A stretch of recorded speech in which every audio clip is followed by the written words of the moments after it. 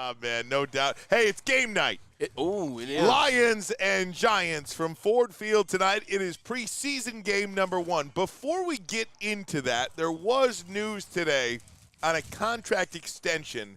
Braylon Edwards, I want your comments on this. Khalif Raymond got a 2-year contract extension. It makes him one of the highest paid punt returners in the NFL.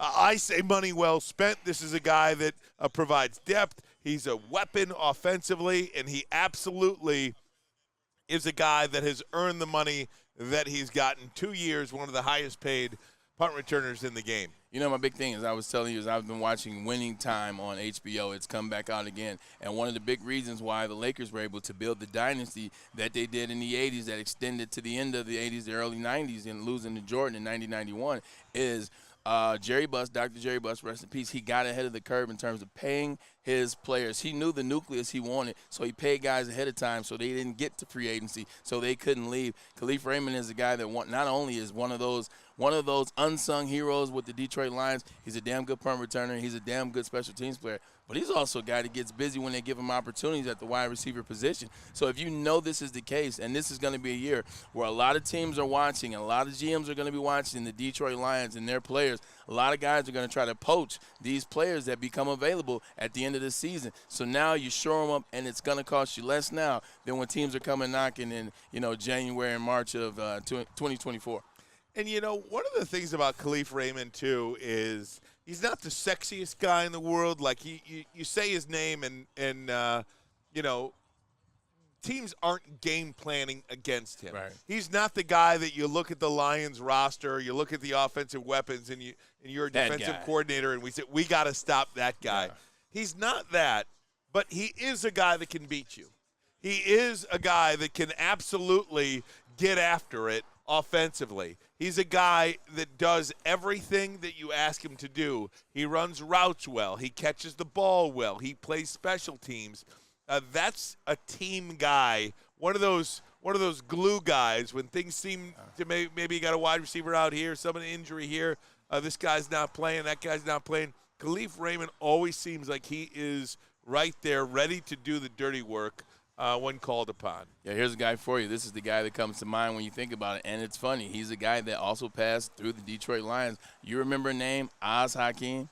Oz Hakeem was with the St. Louis Rams, the greatest show on turf. He was a punt returner for them, a kick returner. He also played some wide receiver in there, and he did a lot of things for that St. Louis Rams team when they won the Super Bowl. Detroit Lions saw that. They poached him from the Detroit Lions, and, I'm not saying he's the reason they didn't win when they went back, and they lost to the Patriots the very next year. But he's one of those players that the Lions saw that he was really good with the St. Louis Rams. He's probably an unsung type of guy. They gave him the value he came here. The Lions this time, they don't want to be the team that lets a guy like Khalif Raymond, who reminds me of Oz Hakeem, they don't want to let him get away. So you pay him now. And it's going to cost you less now than it will cost you in a year.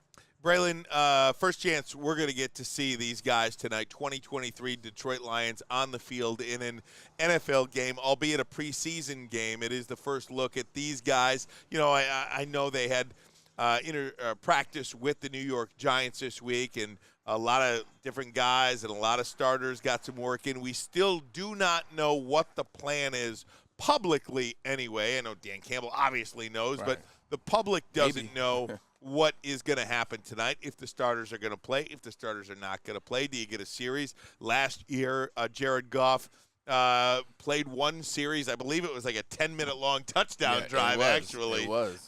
In the first game of the preseason, and then none of the starters played in week 2 of the preseason. Will that be the case this time around as well? We just don't know what to expect. Yeah, we don't know what to expect. I can see it going either way. I can see the Stars not playing at all. And people say, well, why wouldn't the Stars play considering they didn't make the playoffs last year? They're trying to make that happen this year. Well, you believe in the team and the way it's orchestrated. You like the offensive line. That's going to be our strength, the running game. You saw what we were able to do last year with Jamal Williams and DeAndre Swift, and we're upgraded this year. It's going to be better this year. Jared Goff, we saw what he did last year, quarterback. You don't need to see him on the field. That could go one way, but I think this is the way to go. Dan Campbell's a former player that likes to see his guys play football. He doesn't have to have them out there very long, but this team is a young team. This isn't a team that's a very good team that's a lot of guys in year 7, year 8, year 9, where you don't need to see those guys. You understand they've been together a while. This is 2 new running backs into a new offensive system. You got a new wide receiver and a new tight end into a new offensive system. On defense, a lot of young guys, but a lot of new guys coming into the system as well. C.J. Gardner-Johnson, we know you were a Pro Bowl, all-pro safety last year, but at the same time, we want to see you on the field talking to Brian Branch, talking to Kirby Joseph. These guys probably want to play more than a series each. Ryan, 1 on defense for the starters, 1 on defense, 1 on offense for the starters. But you still want to see him on the field, and I think Dan Campbell would be pissed at himself if he didn't at least play them a series apiece. You know, one of the things about preseason and games is injuries. Yeah. But if there's one thing you cannot do tonight or at any point throughout the preseason, you cannot play scared. Yeah. You just can't do it. When you start playing scared, when you start coaching scared, that's when guys get hurt. And if the plan is not to play these guys because you know what they can do, they have performed extremely well in practice and this week against the New York Giants, and you're totally comfortable with the progress of the preseason as it sits right now, you want to keep them out, keep them out. But if you're just not playing because you don't want to get guys injured, I'm not for that. Yeah, football, like boxing, like hockey, like MMA, they're called full contact sports. At the end of the day, it comes with the territory. You know what you signed up for, coaches and players. So you know you signed up for full contact sports. Go out there and let it play the game. The day you start getting scared, so, oh, man, I don't want a guy to get hurt, then that's when guys get hurt. So you go out there, you let guys play a series. You let guys have at it. No matter what the series is, no matter what the series brings, let them have that series. Let them get a feel of being in the huddle together in Ford Field with the noise, with the crowd, everybody hearing the call from Jared Goff, how it's going to sound when they come back in 3 weeks against the Falcons. You want to get the dress rehearsal. You want everybody.